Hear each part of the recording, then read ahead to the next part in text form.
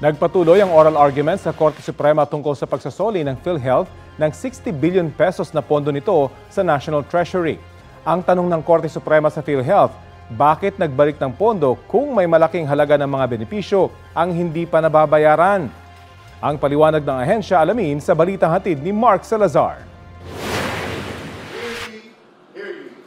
Sumentro ang Korte Suprema sa lagay ng pananalapi ng PhilHealth para masagot ang tanong, bakit nag-remit ito ng 60 billion pesos sa national government kung may mga utang pa?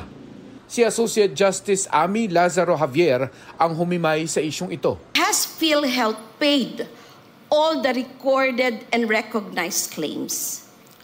Your Honor, before it transferred the funds to the Treasury?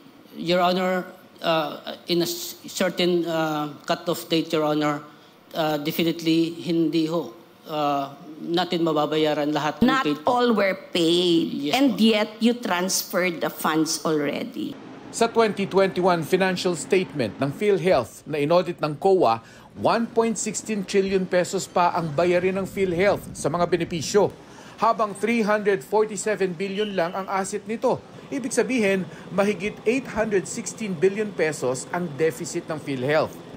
Sabi ng adverse opinion ng COA, hindi sinunod ng PhilHealth ang tamang accounting standard at malamang na mas malaki pa ang deficit nila.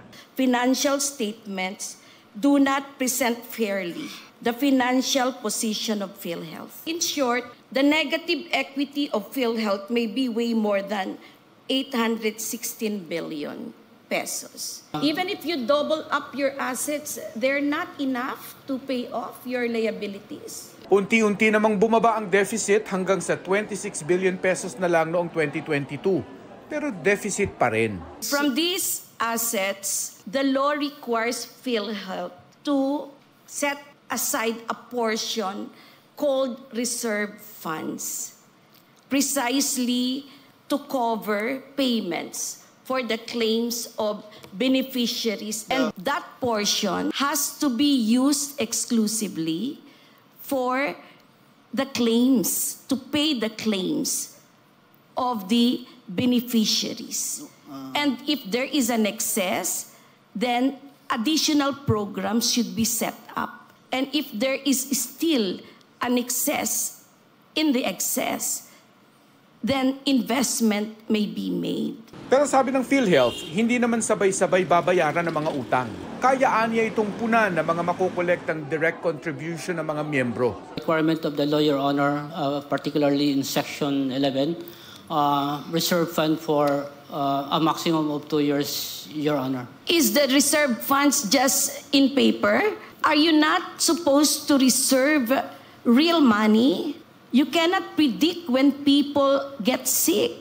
Sabi rin ng Government Corporate Council ng PhilHealth, hindi mababang karote ang PhilHealth dahil sagot ito ng gobyerno. It is the state insurance company. It cannot be insolvent because by law, the government of the Philippines guarantees the financial viability of the program or the National Health Program administered by PhilHealth. Sa labas ng Korte Suprema, nagpahayag ang mga petitioner kung bakit nila ipinababalik sa gobyerno ang 60 billion pesos na kinuha nila sa PhilHealth. Kulang na nga yung pondo, binawi pa, no? Inabandon na ng gobyerno yung kanyang pananagutan na magbigay ng subsidiya para doon sa mga indirect contributor, mga indigent, no? At ipinapapasan ngayon doon sa mga kontribusyon ng mga manggagawa. Malinaw po na hindi sapat ang pondo ng PhilHealth para dun sa sinasabi nating reserve fund nito. Hindi kasi sapat na sasabihin natin na basta may balancing pondo ang PhilHealth ay excess fund na ito. Nag-file din ng petition si Dr. Tony Leachon laban sa gobyerno at kongreso sa pagbibigay naman ng zero budget sa PhilHealth para sa 2025. Nagpapatuloy pa rin ang oral argument sa Korte Suprema. Mark Salazar, nagbabalita para sa GMA Integrated News.